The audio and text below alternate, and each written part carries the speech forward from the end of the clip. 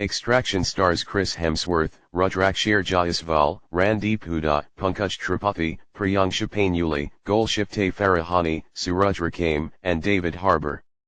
Released on Netflix on April 24, 2020, the film is about a mercenary who is sent to rescue the son of an international crime lord.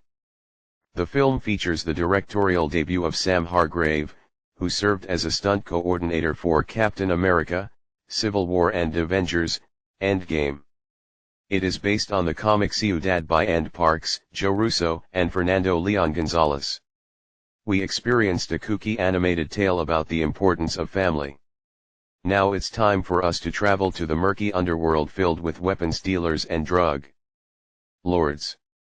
This next Netflix film I'll be reviewing today is the latest collaboration between Chris Hemsworth and the Russo brothers, who previously worked together on the last two Avengers films, Infinity War and Endgame.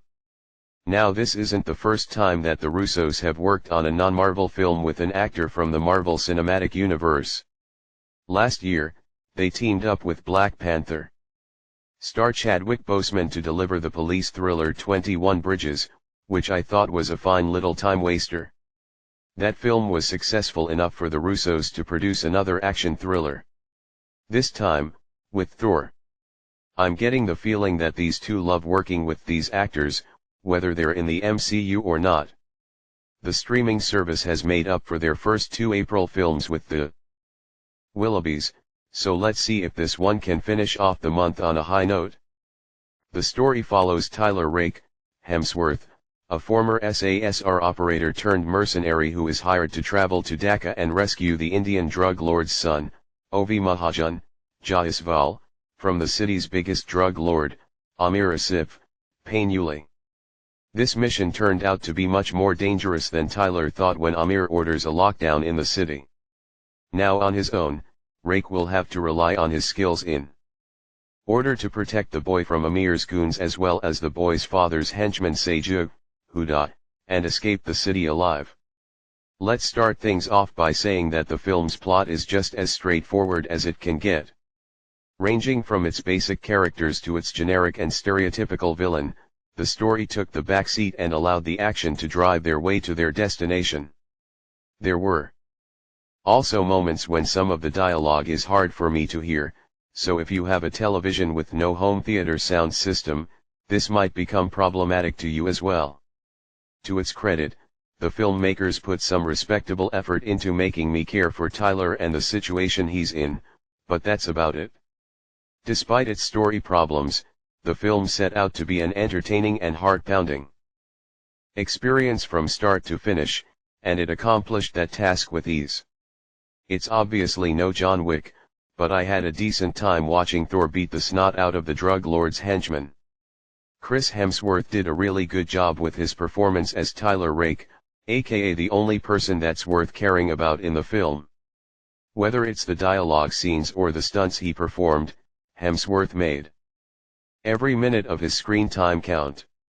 The other actors were also solid in their roles, including Jaiswal and Huda as Ovi and Sejo respectively. Now that I got those things out of the way, let's talk about the biggest selling point of the film, the action. First-time director Sam Hargrave has cooperated with the Russo brothers in their MCU films as a stunt coordinator, so seeing him direct the entire film meant that he got more stuff to work with along with organizing the stunts. It reminded me of the time when Chad Stahelski went from stunt coordinator to director in order to bring the world of John Wick to life. While Hargrave's direction on the dramatic scenes was far from amazing, his direction on the action scenes was definitely pleasing to the eyes of an action genre fan like myself. The action sequences were fast, intense, and well choreographed, especially the one that was made to look like it was shot in one take. That alone is the main reason why this film is worth a watch. Plus, the cinematography and the editing made the sequences easier for me to see what was happening. From what I read, the film has been getting some critical comments about its violence, which is understandable because the film likes to favor bloody kills and explosions over storytelling from time to time. I didn't mind the violence because of the environment it took place in and how enjoyable it was, but I can see that it's not for everyone. Another thing I would like to point out is the runtime. The film is close to 2 hours long, which is fine for something like this, but for people who don't like R-rated violence, it can overstay its welcome just a tiny bit. Overall, Extraction doesn't have the perfect story to go along with its impressive stunt work, but it's still an action-packed thrill ride that will surely please action fans and Hemsworth lovers alike. Aside from its simplistic characters and a weak antagonist, the film relied on Hemsworth's performance, Hargrave's direction, and the action sequences to make this another worthy recommendation for those who are still stuck inside their homes. I had a really nice time watching this film, and unless you prefer action films that offer both storytelling and violence, you might have a good time watching this as well. 7/10. Anyways, thanks for watching, see you later, bye.